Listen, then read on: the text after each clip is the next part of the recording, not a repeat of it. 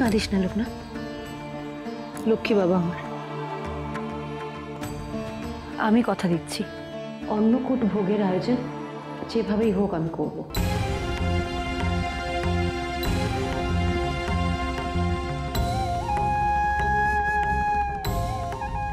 ঘরে একদানা চাল নেই, সেখানে কমলা কি করে বললো অন্নকূটের ভোগের আয়োজন করবে? না না, এ কি করে সম্ভব? রামনারায়ণের বাড়িতে কি অন্নকূট করার মতন পর্যাপ্ত শস্য মজুত আছে? আমার লোকনাথের মুখে হাসি ফোটানোর জন্য যা যা করা দরকার আমি সব করব। ছোট মা, আপনি পুজোর আয়োজন করুন, ভোগের আয়োজন করার দায়িত্ব আমার। বেশ, আমি এখনই গিয়ে পুজোর আয়োজন করছি। তবে তুই দেরি করিস না বাবা, তোর জমিদার মশাই তো নেই, পিসিমার গোপালকে তোকেই রথে তুলে দিতে হবে।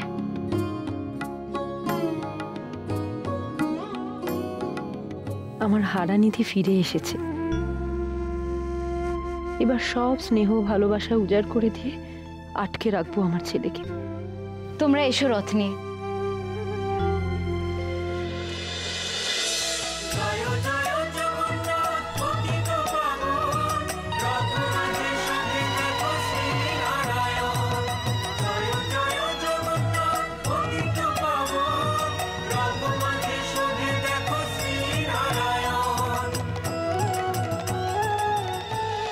কমলা ছেলেকে আবার নতুন করে ফিরে পেয়েছে, হয়তো সেই ভরসাতেই অন্নকূটের দায়িত্ব নিল। কিন্তু পারবে কি ভোগের আয়োজন করতে?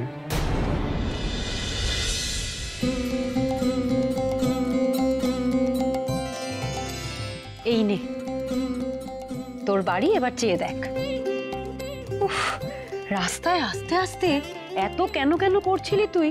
এটা কেন নেই, ওটা কেন নেই, এর বাড়ির কুলের গাছে কুল নেই কেন, তুলু কাকাদের বাড়ির বেড়া ভেঙে গেছে কেন? তোর এত প্রশ্নের উত্তর আমি দিতে পারবো না লোকনাথ।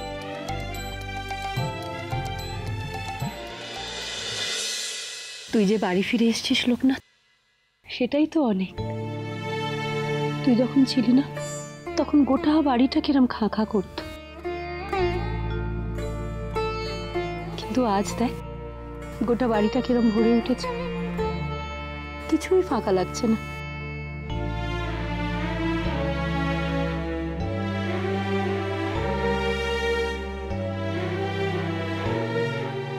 আরে এটা তো সেই গাছটা, সেটা আমি উপনয়নের আগে পুঁতে গেছিলাম। এই গাছটা এত বড় হয়ে গেছে। আমি রোজ জল দিই তো। জানিস লোকনাথ, গত বছর এই গাছে ঝেপে ফুল ফুটেছিল, কিন্তু এবার বর্ষা না হওয়ার কারণে তেমন বেশি হয়নি।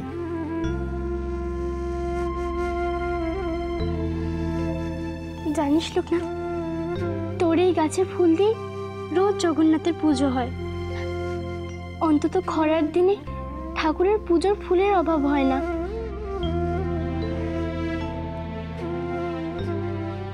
আহারে, ছেলেটা এতদিন বাড়ি থেকে দূরে থেকে খুব কষ্ট পেয়েছে জানে, না হলে কেউ এইভাবে চারপাশ ঘুরে ঘুরে দেখে?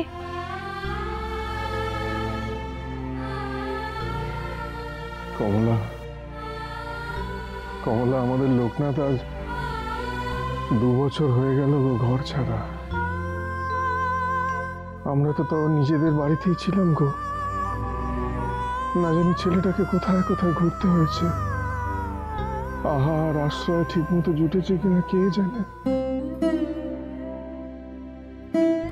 তার মানে ছেলের জন্য আপনারও মন পুড়ছিল বলুন? বুকের উপর পাথর চাপা দিয়ে তবে আপনি ছেলেকে ছেড়েছিলেন। ছেলের জন্য বাপের মন কাঁদবে না, এই কথা বললে তো মিথ্যে কথা বলা হবে গো। কিন্তু কিন্তু যে সন্ন্যাস হয়েছে তাকে কি করে আটকানোর কথা ভাবি? কিচ্ছু জানি না আমি। আমার ছেলে বাড়ি ফিরে এসেছে, আমার সব কিছু দিয়ে আমি আমার ছেলেকে আগলে রাখবো। আমি আর কিচ্ছু চাই না, কিচ্ছু না। বাবা,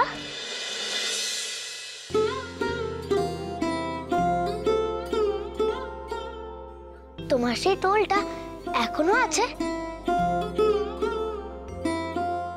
আছে রে বাবা, তবে আগের মতো আর ছাত্র নেই। তবে তোমাদের কি করে চলে? শুধু যজমানি করেই? তোরা দুজন যা না, লোকনাথকে নিয়ে গিয়ে একবার টোলটা দেখিয়ে নিয়ে আয়। এতদিন পরে এলো। আরে যা না, যা। চল ভাই। চল চল। আয় আয় আয় আয়, বস দেখি এখানে, এখানে বস, শান্ত হয়ে বস। আরে বাচ্চাটা আমার হাড় পাজরা একেবারে বেরিয়ে গেছে, এ কি চোখে দেখা যায় গো? এই অভাবের দিনেও যে সংসারে এতটুকু অভাব ঢোকেনি, সেই ঘরের ছেলে কিনা ভিক্ষে করে খায়। ভগবান, অনেক হয়েছে তোমার সন্ন্যাসী সাজা। দেখ, আমার কথা শোন, এইসব মাথার থেকে ফেলে দে। ও বাপ, আমার কথা শোন। দেখ, তোর বাপ কি ভিখিরি যে তুই চিত্তে চেয়ে চিত্তে খাবি? সে বাবা যাই হোক, কিন্তু আমি তো সন্ন্যাসী। বেনি, ফের ওই কথা তুই বুকে আনছিস? অমন করতেন। এখানে বসো বসো, শান্ত হয়ে বসো।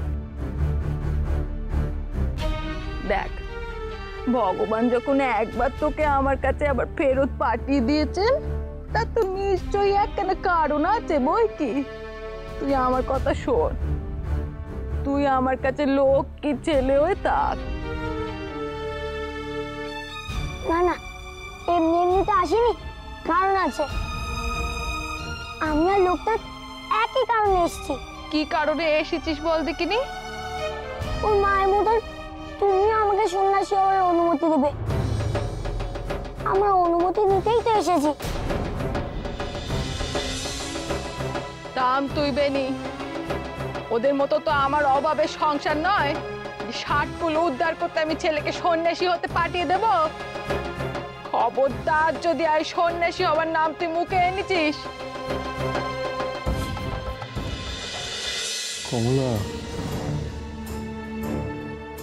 কমলা ঘরের অভাব বুঝি লোকনাথ টের পায়নি, কিন্তু আর কতক্ষণই বা ওকে এভাবে আড়াল করে রাখা যাবে বলো তো?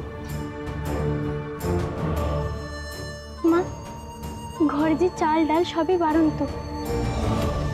ওদিকে তুমি গ্রামের সবার সামনে বলে এলে অন্নকূটে ভোগ রান্না করবে। কি করে করবে তুমি? কমলা, আমিও তো তখন থেকে এই কথাই চিন্তা করছিলাম গো। তুমি দুম করে এরকম একটা কথা বলে দিলে কেন বলো তো? যেখানে আমাদের নিজেদের কিছু জোটে না, সেখানে তুমি অন্নকূটের ভোগের ব্যবস্থা করবে কি করে? উনি আপনাদের অত না ভাবলেও চলবে। আমি যেমন করে পারি, যেখান থেকে পারি ঠিক ভোগ রান্না করব। দোহাইয়া, আপনি বরঞ্চ একটু গ্রামের রাস্তায় বেরিয়ে দেখুন না, কারোর বাড়িতে যজমানি করে যদি কিছু আনতে পারেন। এই এই অবেলায় কার বাড়িতে যজমানি করে চাল আনবো বলো তো? আর তাছাড়া তুমি তো জানো, গোটা গায়ে ধানের আকাল পড়েছে গো। মানুষের বাড়িতে যেটুকু যা চাল ছিল সব নিঃশেষ হয়ে গেছে। আমি কার বাড়িতে গিয়ে চাল আনবো? আর আমি গৃহী মানুষ, আমি তো কোনো কাছে ভিক্ষে চাইতে পারি না। আমায় তুমি ক্ষমা করো কমলা। আমি এক গা লোকের সামনে লোকনাথকে কথা দিয়েছি, আমি সে কথা কিছুতেই ফেলতে দেব না। মা, মা দাঁড়াও, কোথায় যাচ্ছ? মা, মা দাঁড়াও।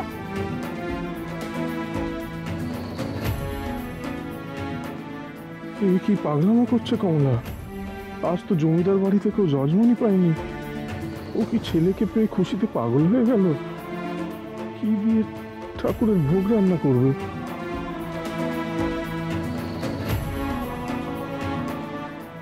হাত গুটিয়ে তো বসে থাকলে হবে না, একবার বেরিয়ে দেখি যদি কোনো বাড়িতে যজমানি পাই।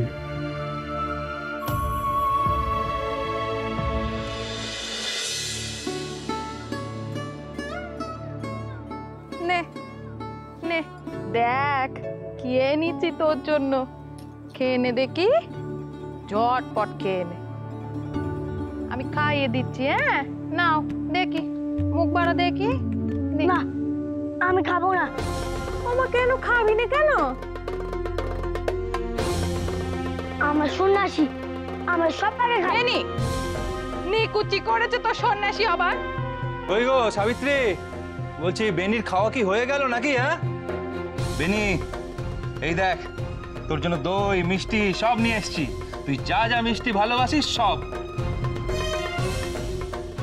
কি ব্যাপার, মিষ্টির কথা শুনে আমার বেনির মুখে হাসি নেই কেন? হ্যাঁ তার ছেলের বুকে হাসি কি করে ফুটবে বলো দেখিনি?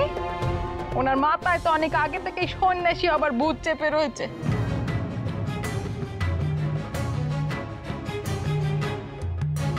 এইদিকে শোনো,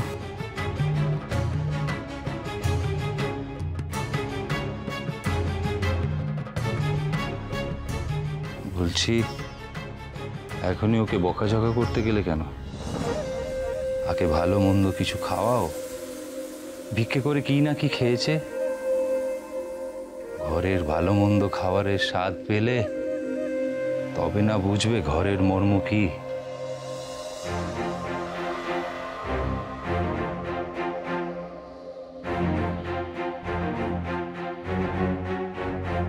তা তো তুমি ঠিক কথা বলেছ।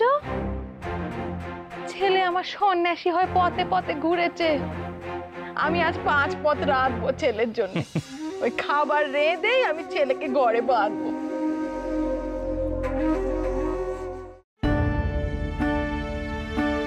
কি হলো মা, তুমি অমন করে রান্নাঘরে ছুটে এলে কেন? অন্য তুই একটু উনুনটা ধরা দেখি। হ্যাঁ কিন্তু কিন্তু এখন উনুন ধরিয়ে হবে কি? চাল ডাল তেল নুন ছাড়া তো ভোগের রান্না সম্ভব নয় মা। আহ, যা বলছি সেটা কর না। ও সমস্ত আমি ঠিক জোগাড় করে নেব, ওতে কোনো অসুবিধা হবে না।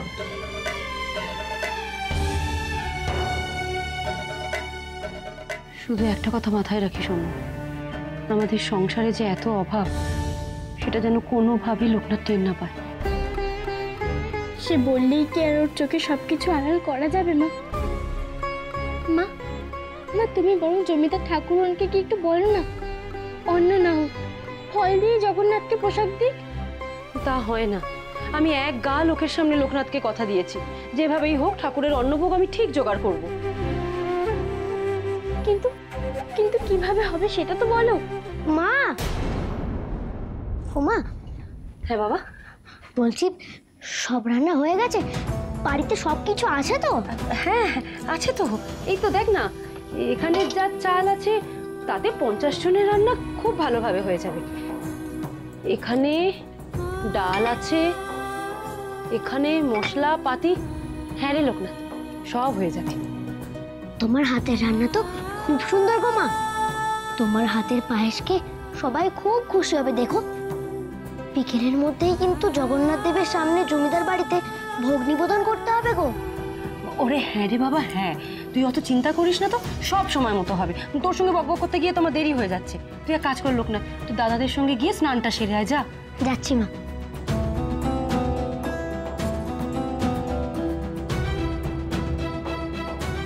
তুমি কেন ওকে এতগুলো মিথ্যে কথা বললে মা? হাড়ি যে খালি, আর আগুনে শূন্য হাড়ি বসি তুমি কিভাবে ভোগ রান্না করবে? অত ভাবিস না অন্য, ও আমি ঠিক কিছু একটা ব্যবস্থা করব। কিন্তু কিন্তু কোথা থেকে আনবে? অন্য লোকনাথ এতদিন পর বাড়ি ফিরেছে। আমার ছেলের মুখে হাসি ফোটানোর জন্য আমি সব কিছু করতে পারি, দরকার হলে আমি ভিক্ষা পর্যন্ত করতে পারি অন্য।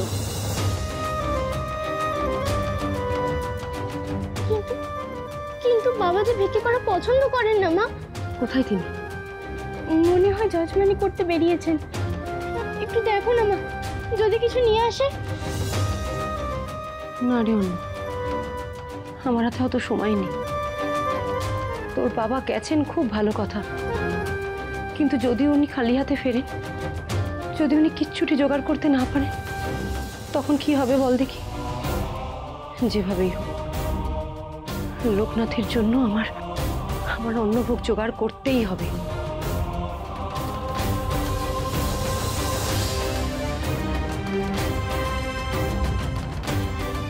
জগন্নাথকে মা এত ভালোবাসে যে ওর জন্য ভিক্ষে পর্যন্ত করবে?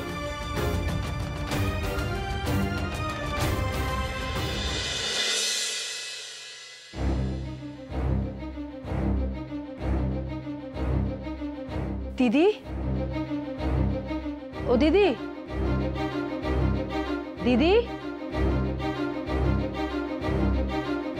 এ কি কমলা, তুমি এই সময় হঠাৎ? দিদি বলছিলাম কি, আমাকে এক মুঠো চাল ডাল ভিক্ষা দেবেন? ছি ছি ছি, তুমি এইভাবে ভিক্ষা চাইছো কেন আমার কাছে? আপনারা ভিক্ষা না দিলে আমি যে জগন্নাথ দেবের ভোগ কিছুতেই রান্না করতে পারবো না। আপনাদের কাছে ভিক্ষা চাওয়া ছাড়া আমার যে আর কোনো উপায় নেই দিদি। ক্ষমতা নেই যখন তখন রথের সামনে দাঁড়িয়ে গোটা গাঁকে শুনিয়ে বলা হলো কেন জগন্নাথ দেবকে অন্নভোগ দেবে? তুমি এইভাবে কমলাকে বলছো কেন? বলবো নাই বা কেন? ঘরে মা ভবানী অবস্থা যেখানে সেখানে বড় বড় কথা বলার কি আছে? আমরা নিজেরাই দিন আনি দিন খাই, উনি এসেছেন আমাদের কাছে ভিক্ষে চাইতে। আমি আসি দিদি, একটু দাঁড়াও।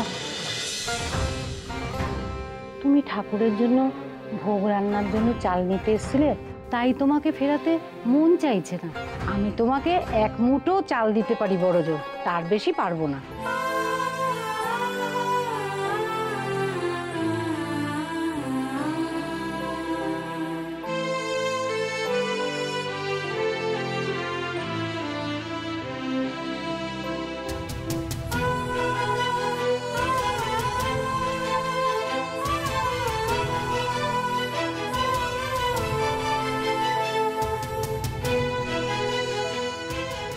ধন্যবাদ দিদি, আপনার এই উপকার আমি কোনোদিন ভুলব না।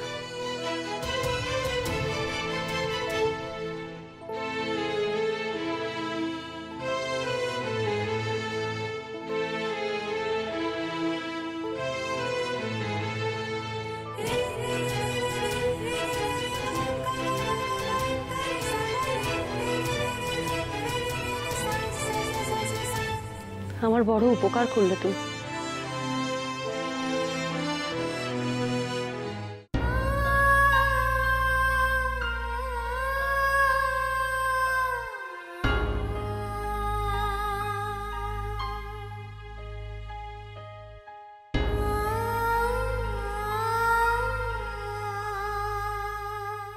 এত কম চাল ডালে ঠাকুরের অন্নভোগ আমি রান্না করব কি করে? ওরাই বা কি করবে? যা অভাবের সংসার, কোথা থেকেই বা পাবে ওরা? কিন্তু কি করি আমি এখন? আচ্ছা, বেনিদের বাড়ি গেলে কেমন হয়? বেনির বাবা তো বড় লোক, সেখানে গেলে অন্তত একটু বেশি চাল ডাল তো পাবই। যাই, বেনিদের বাড়ি যাই। আমি কিছুতেই তোমাদের মতো আমার ছেলেকে সন্ন্যাসী হতে দেবো না। কি ভেবেছেন মায়ের কোল পাকা করে ছেলেকে চোখের সামনে দিয়ে নিয়ে চলে যাবেন আর আমি সেইটা দাঁড়িয়ে দাঁড়িয়ে দেখবো? জানি জানি আমি সাবিত্রীর কষ্টটা কোথায়। আমার ছেলেটার জন্যই তো বেনি ঘর ছেড়েছিল, কিন্তু এখন তো বেনি ফিরে এসছে। এতদিনে সাবিত্রীর মন নিশ্চয়ই ভালো হয়ে উঠেছে। আমি গেলে আমাকে দুমুঠো চাল ডালও দেবে না? ঠিক দেবে। কি করবে? বড় জোর একটু অপমান করবে? তা করুক, আমার লোকনাথের মুখে হাসি ফোটানোর জন্য অতটুকু আমি ঠিক সহ্য করে নেব। যাই, আমি বরঞ্চ বেনির বাড়িতেই যাই। মা, ও মা, আমি তো এসে গেছি স্নান সেরে। তোমার কি রান্না হলো? ও মা। লোকনাথ, তোর স্নান হয়ে গেছে? হ্যাঁ গো অন্য দিদি, আমার স্নান হয়ে গেছে। মায়ের রান্না হয়ে গেছে গো। অত অস্থির হওয়ার মতন কি আছে? মা তো রান্না করছে। তুমি আমার রাস্তা আগলে দাঁড়িয়ে আছো কেন অন্য দিদি? সরো, আমি একটু দেখি মায়ের রান্না কত দূর হলো। লোকনাথকে সত্যিটা জানতে দেওয়া যাবে না, এত আশা করে আছে ছেলেটা। না মা বলেছে ভোগ রান্নার সময় কাউকে যেতে হবে না ভিতরে, ঠাকুরের ভোগ কিনা আর বাইরের কাপড় চোপড়ে। আমি তো স্নান সেরে এলাম গো, আমাকে একটু যেতে দাও না। দেখি না মায়ের রান্না কত দূর হলো, আমাকে একটু যেতে দাও। এই অন্য, এই তোর মা ওরকম এই ভর দুপুরে কোথায় বেরোলো বলতো?